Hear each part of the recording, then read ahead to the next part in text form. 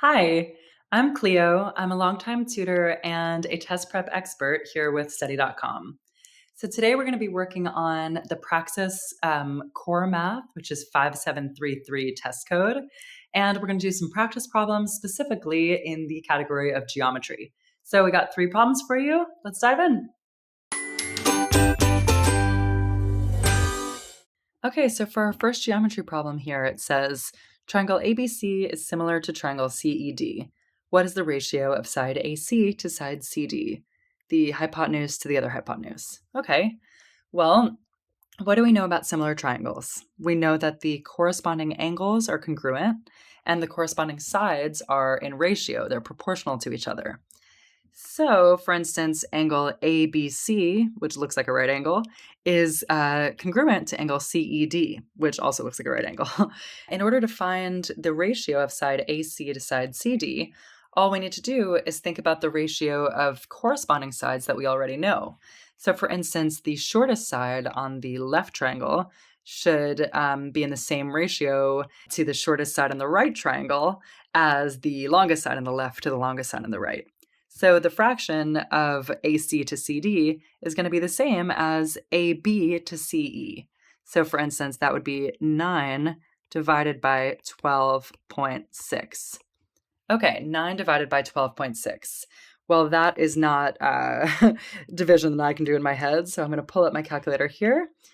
Looks like that is equal to 0.714.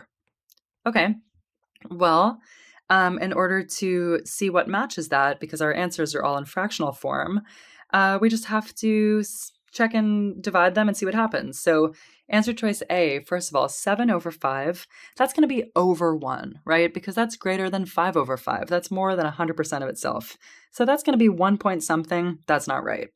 Answer choice B, 5 over 7, sounds kind of decent. If we divide that, if we do 5 divided by 7, we get 7.714, 0.714, which is what we were looking for. So the answer is B, 5/7.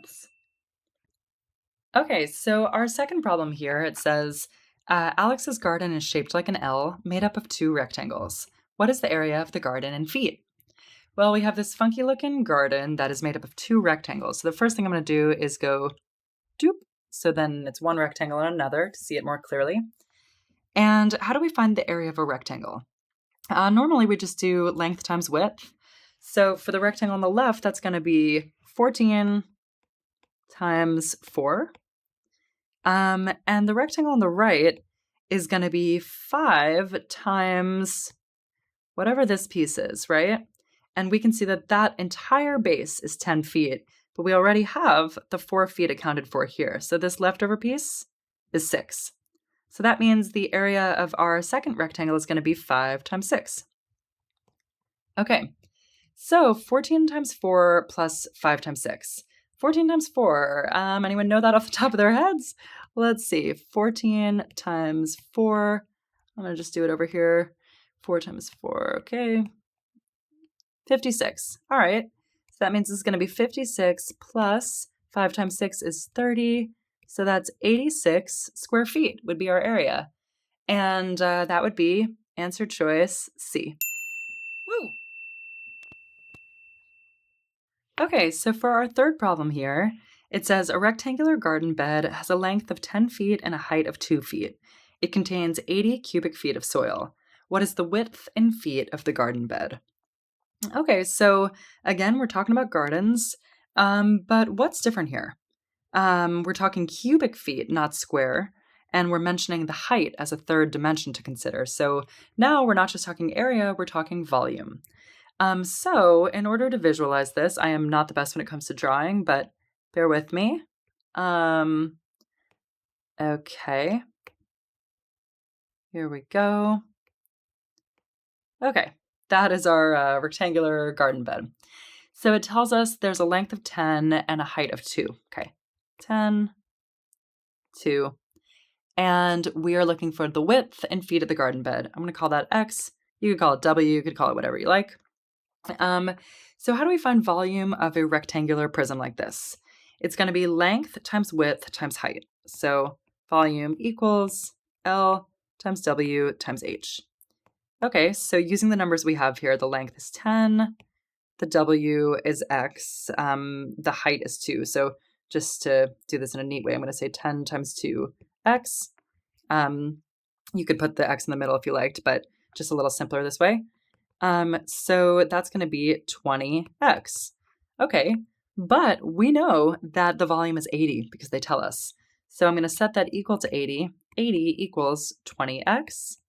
And then I want to isolate the variable to get x alone, right? So I'm going to divide both sides by 20, 2, and that gives us 4 equals x, aka x equals 4. I always like seeing it with the variable in front, but it doesn't really matter. So that's going to be answer choice B, 4 feet.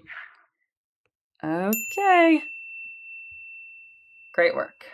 All right, I hope that was helpful. Thanks so much for checking out the video. And if you want more content, you can check out our other videos here or make your way over to study.com.